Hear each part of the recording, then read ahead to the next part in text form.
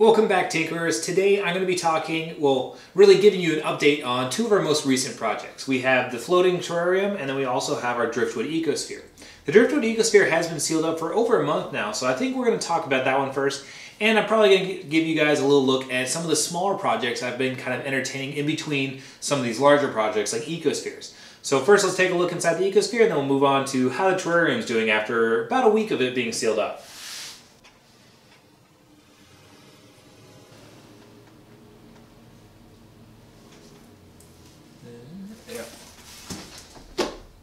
So this Ecosphere has been sealed up for over a month. I believe it's about a month and a week, if my memory serves me correct. I could be wrong on that. And one of the biggest things that's just really right off the bat easy to notice is this top layer on this Ecosphere has gone crazy. So when I first put it in here, it was a mix of duckweed and azolla. I think initially, for some reason, I thought it was only azolla, but there is plenty of duckweed in there as well. And when I put it in there, it maybe covered about a quarter of the top, and the top of the water surface is now just completely encased in a layer of green azolla and duckweed. One of the cool things about this upper area above the water too is that at first these little pieces of driftwood that are poking out of the water started to have some spots of like mildew or fungus or something was starting to grow on them, but then very quickly that went away.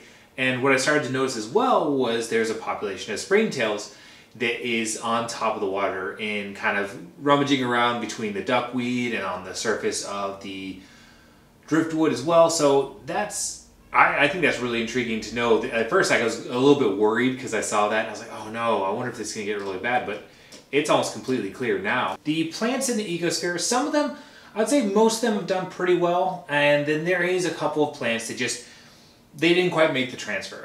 Maybe the transition, maybe this environment just isn't good for them, maybe we didn't put them in the correct soil. Some plants, while didn't make it, other plants have just flourished. There's some plants that we started out with, and they're maybe about this long. I think that's about the longest one we had. And the one that I'm talking about, or at least looking at right now, has like kind of gone up towards the top of the water and then looped back around. I feel like it is way longer than it ever was. Some of the patches of moss that we put in the bottom as well, those have gotten very lush and green, and I'm pretty sure I see growth on them, but since I don't have a time lapse of them, it's hard to say definitively. I'm starting to see a little bit of algae accumulation on the walls, so we didn't put any snails in here, or we tried to avoid snails because in our previous ecospheres that had the bladder snails, they were just a huge explosion of population, and we were a little bit worried that they would run a little rampant in here, especially given the amount of area. So we're trying to avoid having a snail explosion in this ecosphere as well, and just kind of seeing how that impacts the ecosphere long term without having those snails in there. So I know that they do a lot of job of cleaning the glass, so we'll have to see if it kind of keeps clear on its own, and we're hoping that this layer of duckweed and azolla on the top will kind of mitigate that a little bit, because it's going to limit a bit of the light that's able to actually reach down to the bottom. But at the same time, the plants that are underneath it that aren't the algae may also go into those restrictions as well. So we'll see how it does. There is still plenty of isopods in here. They like hanging out on the driftwood in the center.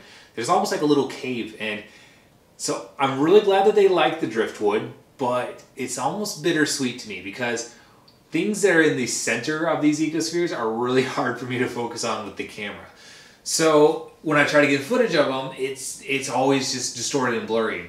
So on the downside to them being happy about the driftwood is that I can't really shoot footage of them. So they're there, they're doing well, and I can show you some awesome blurs of them, but they tend to hang out more in the center. I do get a lot of them that kind of run laps for a little while on the outside of the ecosphere, so I can get some shots of them, but they're still running around. I'm seeing a couple of amphipods in here. When we went and gathered, we definitely got more isopods than we did amphipods.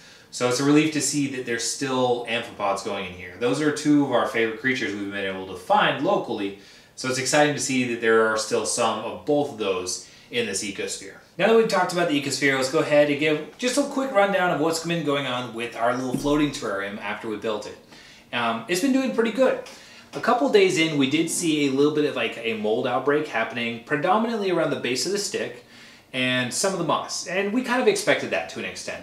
especially because the stick it had fallen off the tree a long time ago. So anything that's really had that much time to just kind of sit, especially when it's introduced to damp soil, is probably going to have a mold or like mildew outbreak or fungus.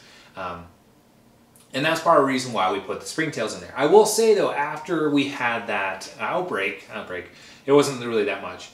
It has seemingly gone down a bit. Now I do definitely still see it around, again, pretty much at the base of the stick.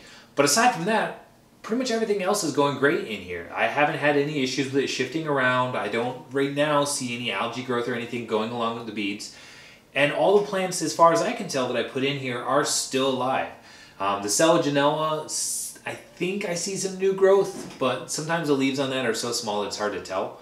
The baby tears are still doing good, and the other moss that had some mold growing on it, around it I should say, is still doing well. So, and we don't have a lot of excess moisture that I can tell. There's a little bit of condensation on the glass, and I don't think I see any resting water in the bottom. It seems to be doing pretty darn good so far. So aside from these two projects, we definitely have, I don't know why I say definitely a lot. I definitely do that too much. Aside from these two projects, we do have some other projects in mind and other containers and stuff going on that we haven't quite dialed in exactly what we want to do. So I'm going to show you a couple of those. We have this container here. And I love how big this lid is because a lot of our projects, when we work with them, you're really constrained by what you can put into the container. So having a container that you can see, well, that I can see into and fit all kinds of just rocks or sticks or whatever I want in here, I think it's going to be awesome. So I really want to take full advantage of being able to put something larger in this container than other ones will facilitate, and probably make it a terrarium.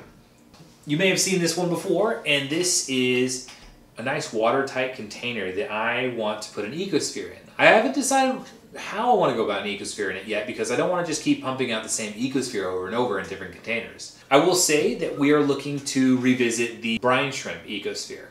We had a lot of fun trying that, and then it very promptly went downhill. We've had some great information given to us by Diana Wallstead, as well as other people just kind of chiming in with tips and suggestions, and I think what we're going to do is we definitely want to revisit it. And then aside from those two containers, I've got this little guy right here. It was just a container full of salt that I saw at a closeout store, and it was like, I think $2 or $3. And for the price and the fact that I just loved the way it looked, I had to get it.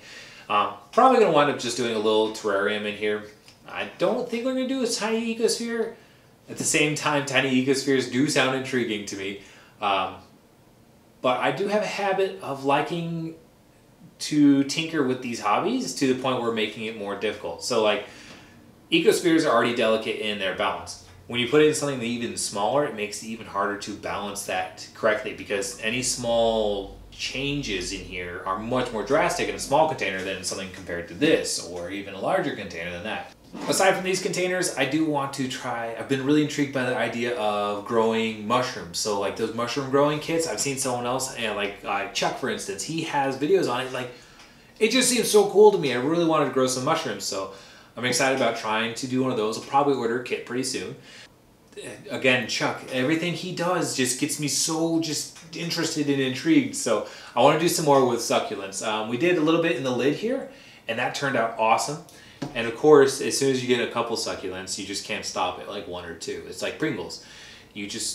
One succulent is not enough. Of course, buying succulents isn't enough. I had to buy seeds for succulents as well. Even though those are way harder to actually grow than just buying succulents, I'm going to mess around with that too. I'm looking forward to just mess around with some new projects, especially since we now have this dedicated room to put things in. We're going to start putting in some shelves in here to actually start mounting these projects in and just have some fun with new stuff. Part of the reason we do this channel is to try to just encourage you to go out and do your own projects. So I'd love to see anything that you've done, whether you share it through Instagram, Facebook, Twitter, or our Discord.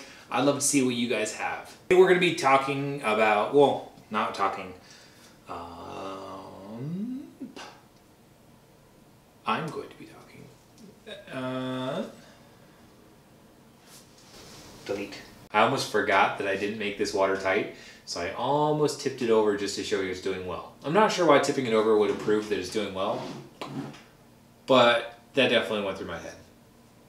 Make it happen. Make it actually work. Because the first one we did, that didn't work. I shouldn't keep saying it didn't work.